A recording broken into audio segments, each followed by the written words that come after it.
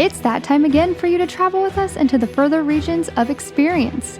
We are your guides, modern day bards, historians, investigators, reporters, warrior poets. Journey with us as we together unlock the mysteries of our very world. We would like to welcome you to The Reckoning Hour with your hosts Johnny Reed, Wayne Weissenat, Max DeVille, and Emmanuel Jimenez.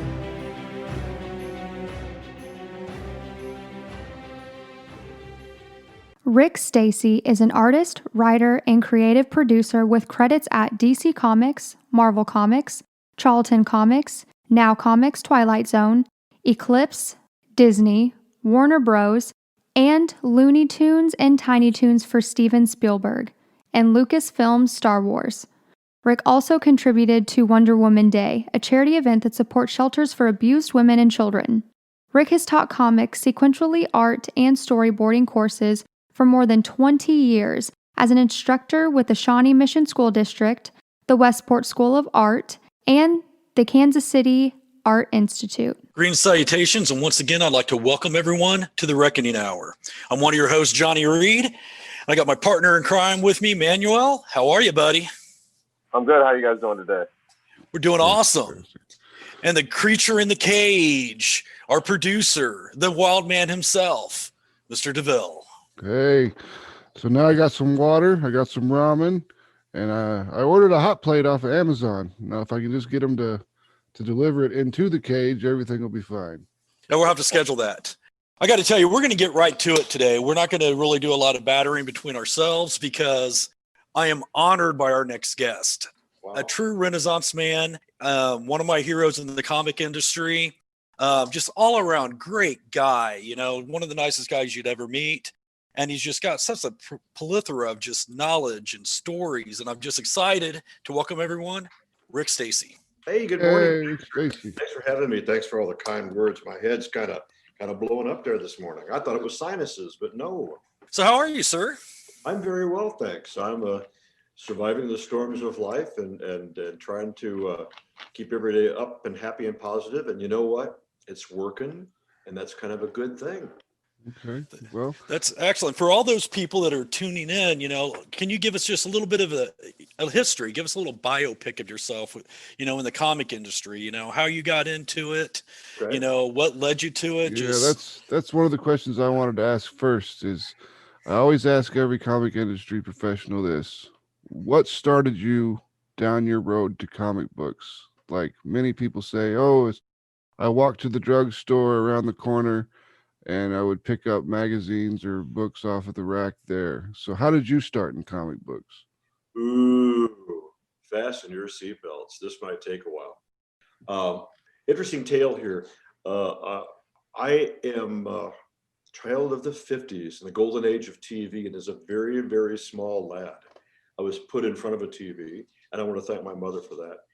And I watched The Adventures of Superman with George Reeves. And I watched it over and over, embraced that as a little guy. And I'm talking 3, 4, 5 years old. And the way that I would express my affiliation for the show and all it showed and all it taught was I'd stick a bath towel in the back of my T-shirt and run around the apartment over 9th Street right off Independence Avenue, 9th and Prospect, as a matter of fact.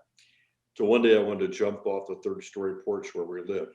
Now, holding that into your background of thoughts, this is what inspired me, was that TV show. I'd never seen a comic book, wouldn't know a comic book if it came in and smacked me upside the head. We moved to Overland Park back when it was extremely rural, and I'm talking gravel roads, dirt roads, people still on horseback, people with chicken coops across the street that would kill their chickens so that dinner at night they would have actually fresh fried chicken, which 2 hours before was alive and running around. And as I watched more and more of The Adventures of Superman, I started growing into the mythos as there's good guys, there's bad guys. You can try to be a hero. You can work with difficulties and conflict and hopefully come out all the better with that. Now, this is a little kid growing up with this. Here's the clicker right here. The day after my 7th birthday, my mom said, your job is to go out and get the newspaper in the driveway and bring that in. Well, I was still buzzed from ice cream and cake and birthday designs and decorations all over the house. I went to the driveway, came back in, and I saw a black and white photo on the morning version of the Kansas City Star, which was called the Kansas City Times. Yes, we were a 2-a-day paper. Yeah, I remember that. I remember when they used to have the morning paper and then the afternoon paper. Exactly. And I brought the paper in because there was a black and white photo of George Reeves, of course, as Superman. And I ran inside because this made a reality connection for me. This meant he's real and he's here. And I never doubted that for a minute. And I ran in and I said, Mom, let's pop the string off this paper. And oh, what does this say? So we popped the string off the paper. There's your sound effects. And she said, oh, honey, Superman killed himself. So I deflated. The child deflated into a soulless, shellless entity for kind of a matter of minutes, because I didn't get it. Because Superman can't die. Yeah, Superman, he's immortal. Yeah, and when I grew up, I wanted to be Superman. So I couldn't process this. Hold on to that thought. I went back to my bedroom, and I had some pencils and some notepads that my dad had from work he'd left at home. And I started to draw stick figures, and the stick figures became caped, and the stick figures went on into little tales of daring do, which of course are very crude, more hieroglyphics than not. And I drew and drew, and I drew with an obsession, and I drew on anything that was blank in the house, any piece of paper, the inside of the old family Bible that had all the death notices in it. I drew all over that. I drew on everything, and it was always potentially a Superman work in progress. Now hold that thought. Okay? This is before you've ever even seen a comic book? I never saw a comic book in my life. I knew we had the Sunday funnies because I would glance at Charlie Brown and try to read through some of that. Yep. And if you hold that thought right there, I was doing movies and TV in LA for a couple of years, around 2005 or 2006. I must say, if I was good at it, I'd still be there. But it's a really, really tough business. But I went to a showing of Hollywoodland. Are you guys familiar with Hollywoodland? Yeah, Yes. I've seen. Good. And this uncut showing, very rough around the edges, was shown in a strip mall. And you had to unfold your chairs and sit there and watch this very, very rough cut. And I noticed a lady at the end of the aisle looked kind of familiar. At the end of this, we were all invited to Paula Silvers. She's a marketing person in Hollywood. Her Malibu home for a Malibu roof party. And I thought, I could dig that. I'm going to Malibu. I'm going to a roof party with all these Hollywood folk. And at the buffet table was Loretta Swit from MASH. Yeah. We're both reaching for chips and stuff. And I said, hey, hi, I know you. You're pretty groovy. And or something that was probably a lot more eloquent than that. And she looked at me and she said, nobody grieves for George Reeves. And I looked at her and she said, that was a very popular song after his demise back in the 50s. Then she noticed I had a Superman watch on, and she asked me why I was interested, what I was interested in. And I told her briefly, more briefly than I told you, the story about being a little kid, popping the newspaper open, and Mom saying Superman killed himself. So she came around the end of the table, Loretta Swit, hot lips from MASH, and she kissed me. Wow. For real. And Get a kiss from Hot Lips. That's good stuff. Yeah, Don't tell Frank. Yeah, there you go. I'm gesturing because when Hot Lips kisses you, she kissed me on the jaw. How sweetly. But when Hot Lips kisses you there, it's kind of like all over your face here. So you coming down there. And I looked at her and I said, thank you. Why did you do that? And she said, my dear boy, don't you realize with your drawing from the death of George Reeves that you're in therapy? You're still in therapy. This is why you do what you do. And I thought to myself, I'll be damned. She's right. Now, there's a brief encapsulated part of this on my website in case you guys go to that later. But Hey, what's your website? the motivation was to Go never. ahead while we're here. What's your website?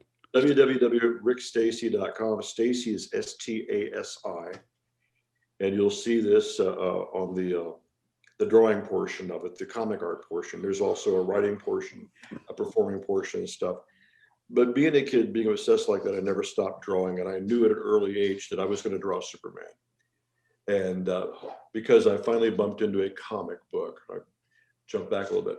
I left a barber shop in Overland Park, Red's Barber Shop, and I had 25 cents in my pocket. And I was told by my father, you sit in that barber shop when I come back from wherever he was and pick you up, and don't you move. But I moved. I walked into the Shalinsky's Rexall Drugs next door. And I walked around thinking I'm going to buy some Tootsie Rolls or what have you. And I saw a magazine stand, and on the bottom shelf was Superman Annual #1. And this is a year or two after all this George Reeves stuff. Yeah. I never saw red, yellow, and blue. I never saw a spit curl on this guy's head. I never saw Crypto and Jimmy Olsen with orange hair. Come on, dude. Yeah, it was all black and white. Yeah. So I picked that up. I was severely admonished for it later for not doing what I was told, but I took it home. And as opposed to reading it and reading every word, I tried to trace it.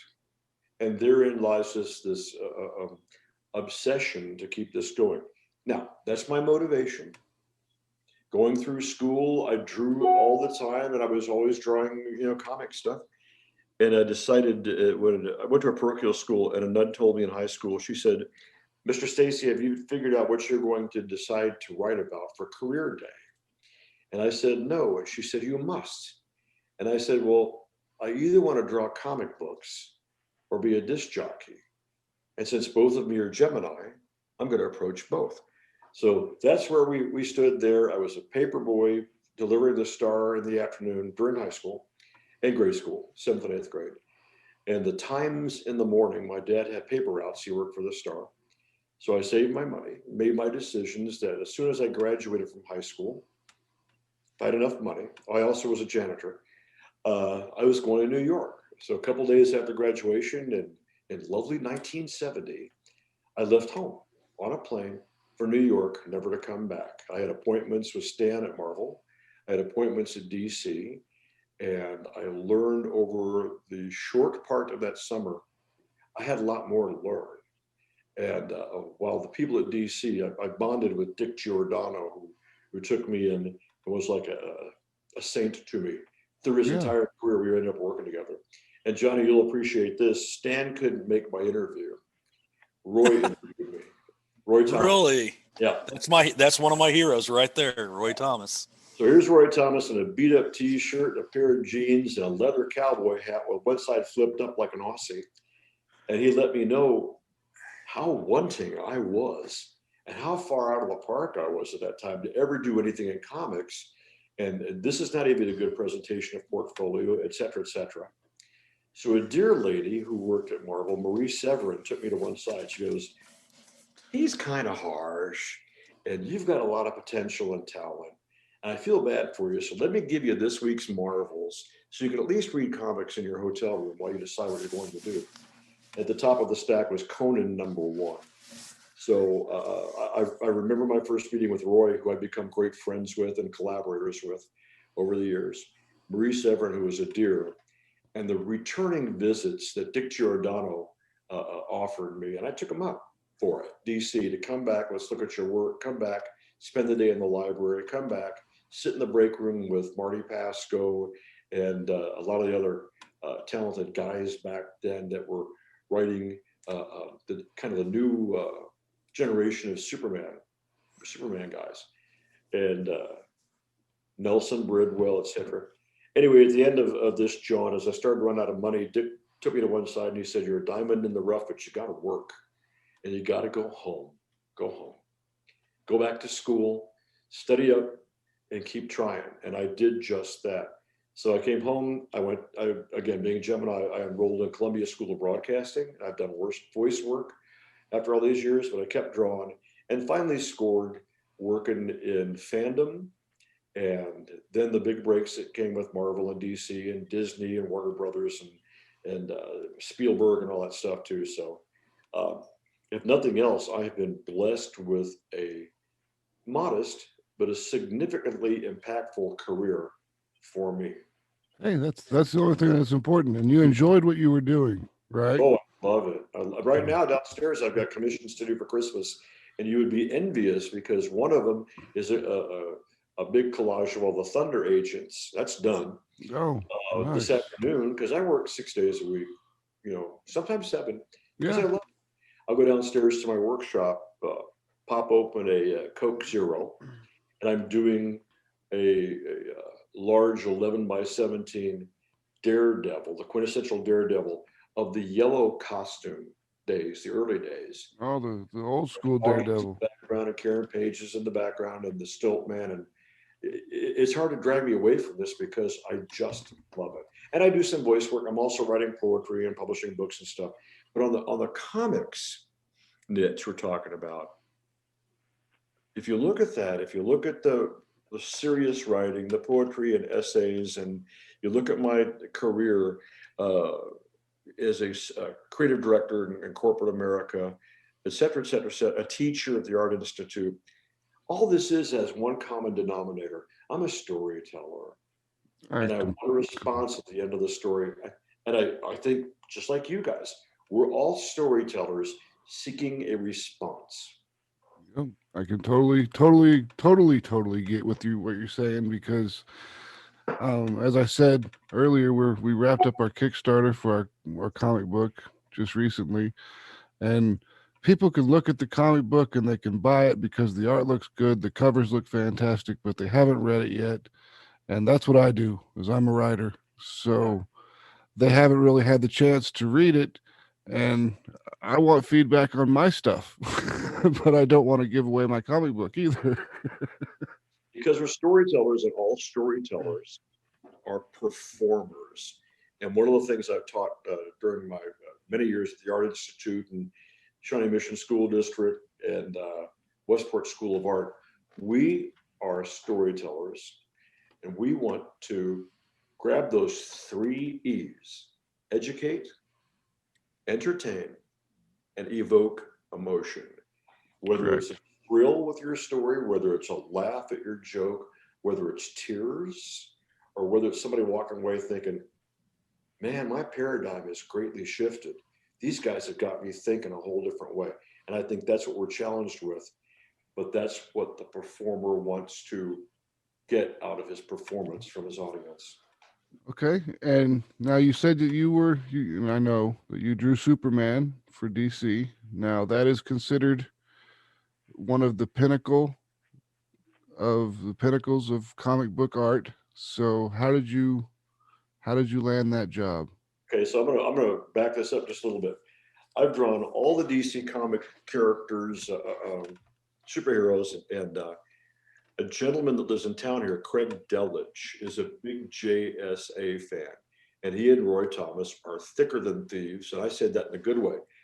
Craig and I are good friends. And in the 70s, I think middle 70s, he received permission from DC to do a book called the All-Star Comics Review. And it's a reference book on the JSA. Yep. And it's got all the trivia, all the information, every issue, all the credits. It's exactly what you think that it would be.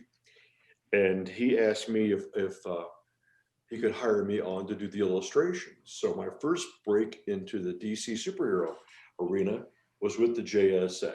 It's a black and white book. Steve Leialoha did the cover.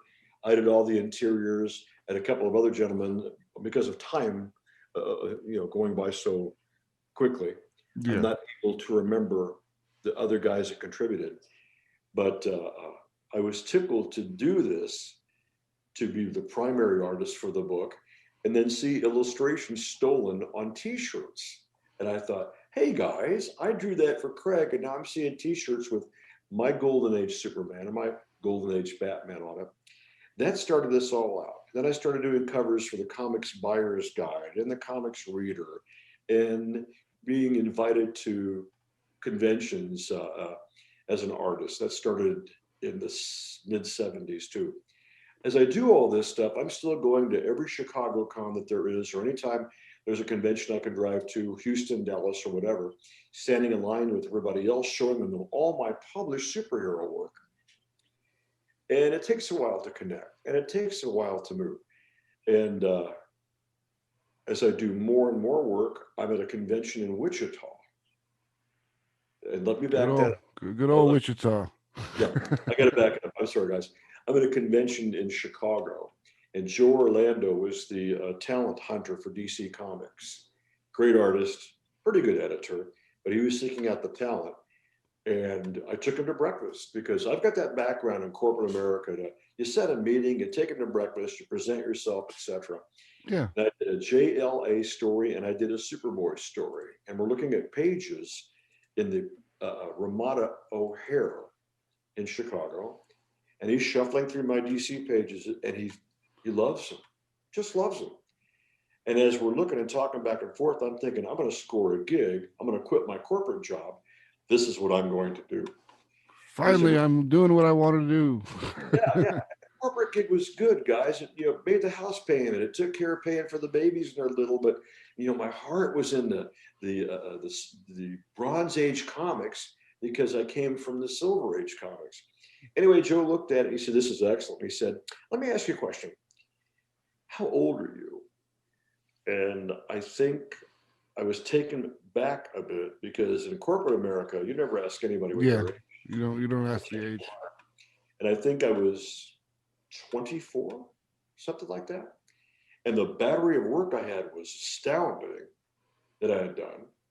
And the new stuff he loved. And I said, "Well, I'm 24, sir." And he goes, "Oh." And he pushed his fruit plate out of the way at the table. He stacked up all my Bristol board and he slid it back to me. And I said, "Is there consideration of my age?" And he said, "Yeah, because if you're 24 and this is where you are and you're good, you've peaked out and you'll never get any better." And I was dumbfounded by this. So that's not true though. No, well, that's what the talent hunter from DC told me that.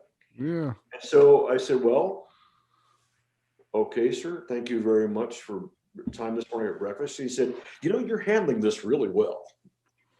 And I said, "Mr. Orlando, that's what I do. I'm a professional guy." So we shook hands and I walked out of the little cafe and right around the corner to the big stairwell that was adjoined to the large dealer's room in Chicago. And sitting on the stairwell are two guys I'd become pretty good buds with, and one of which I had talked to a lot, Jim Shooter. And Jim said, "Go." And I said, "Well, pretty sucky." And I told him, the young guy that was sitting with him, I think we're peers. He might be a year or two older than me. He said, "Well, let me see your stuff." And I showed it to him.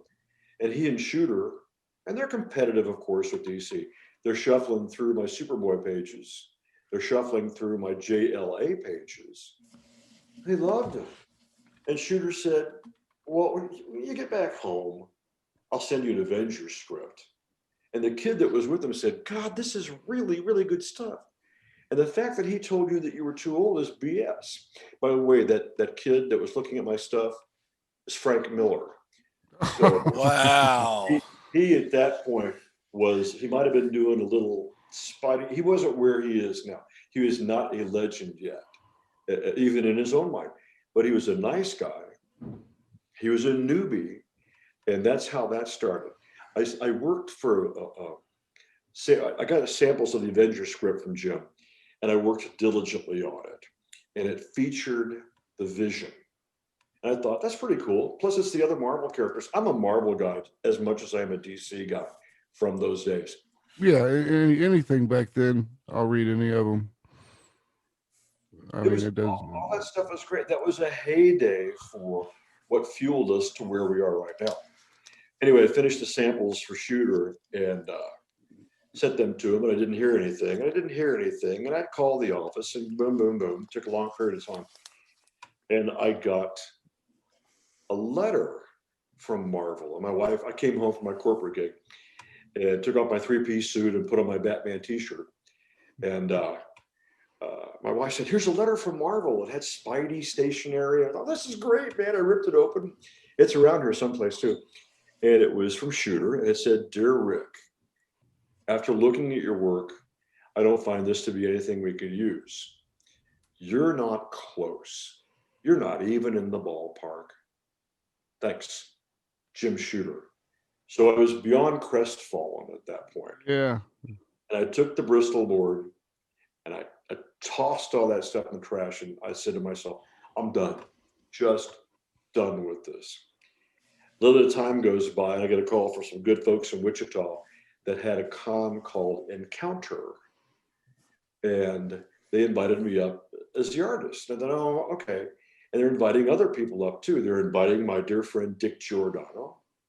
They're inviting Gil Kane, my other good buddies, Jan Stranad from Wichita, Richard Corbin, who lived down the street. And these are my peeps. These are my guys. So I went to Wichita, spread all my stuff out, put my samples on the table, and I'm just trying to do sketches and make money. And I had my Xeroxes of my vision story. So Dick comes over, he's like, oh, hi, Rick. Oh, good, Dick. It's good to see you again. He goes, what do you got there? And I said, the stuff that Shooter hated.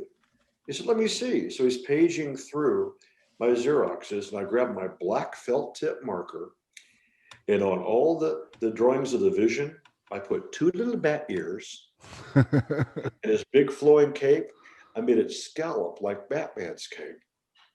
He looked at that and he said, well, this is pretty solid stuff. And so my pulse starts to quicken. And he says, well, I like this. And Dick at that time was vice president of DC Comics. He hired people, and he's also inking half the stuff that's coming out. I said, well, thanks, Dick. We've been buddies for 10 years now. You give me a lot of good input. And he said, got a question for you. And I said, what? He says, what do you want to do for us? And then at that point, we talked about Batgirl. We talked about Blue Devil. Remember Blue Devil? Yep. I have Blue Devil comics. They're great. Johnny's got some of them. And he started shooting work to me from that interaction right there. I must tell you, I was so buzzed. This was so cool. I'm going to score something at DC. And I've got a kid that says, will you draw Green Lantern for me? I said, yeah, I'm doing a Green Lantern bust. I'm pretty quick, and I work in color. Everything was colored with design markers. Yep. And there's a looming figure that comes back in the artist alley and stands over me. And maybe it's just in my mind that he casts this large shadow, this big, tall, looming guy. And he said, my boy, you draw Green Lantern with such authority. And it's Gil Kane. So oh, wow. I got so many expletives I could use, but no, I just about flipped. I stood up, trembled to shake his hand, long, willowy fingers, big, tall guy. And we became friendly associates. Well, he kind of tutored me for a while on a lot of things that I was doing, and gave me bits and pieces, even over the phone, a part of his master's class. So I scored a Dick Giordano. Nice. I started a friendship with Gil Kane that went over the years to him helping me with my work.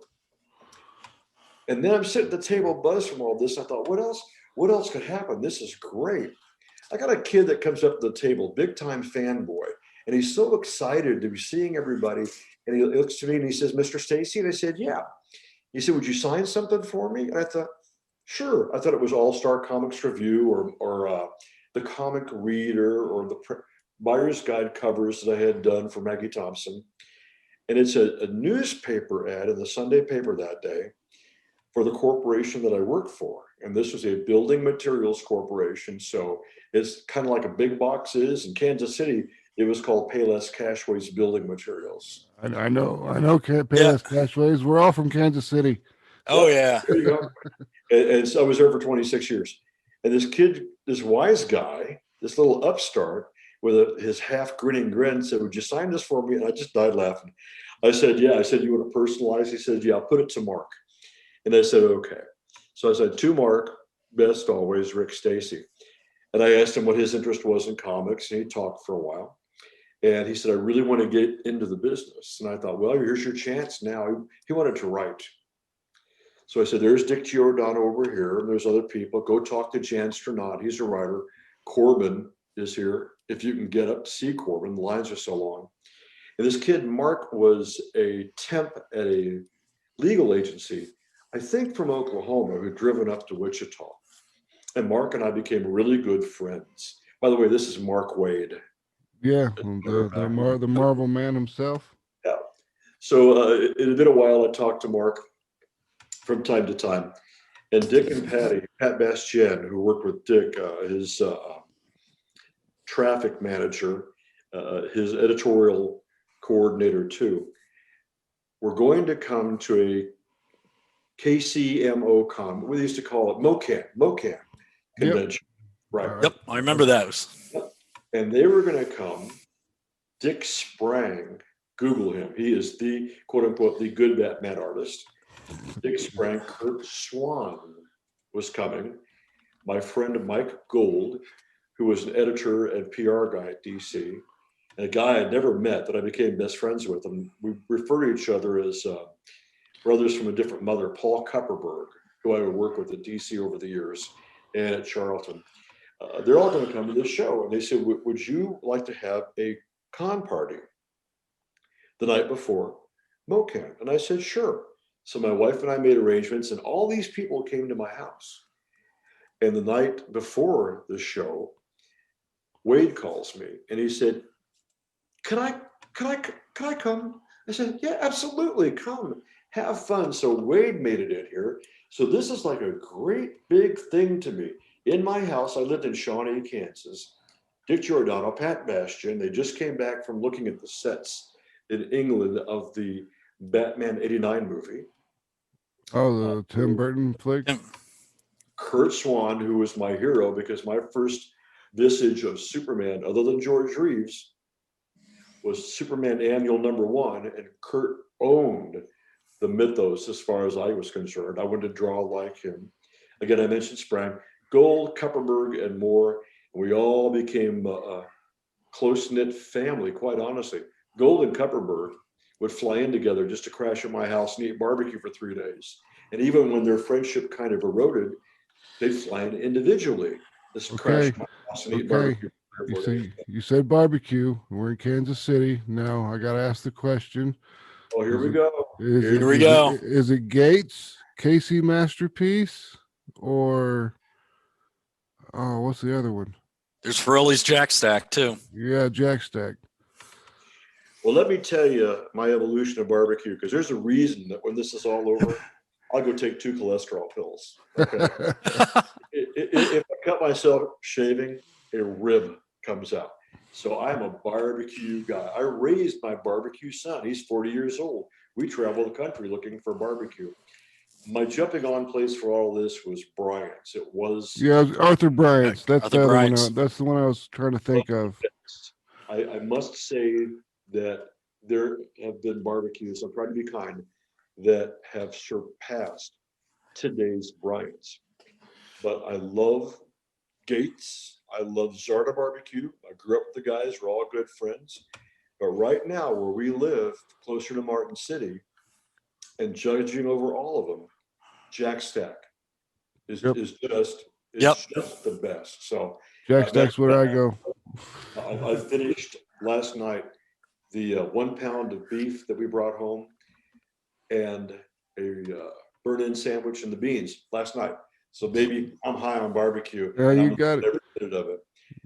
Bleed barbecue sauce. That's right. Rosedale barbecue is good too. So I do a little bit of well, it used to be Oklahoma Joe's, but now it's just Joe's. So I like their Z-Man. You know what? Everybody likes their Z-Man. Yeah. My good friend Steve Zarda of Zarda Barbecue must have liked it too, because he's got his own version of it for the last 10 or 12 years. And cheesy corn. So I'm thinking Z-Man and cheesy corn. Oh, and the competition for burnt ends is really up to all this stuff. Oh, yeah.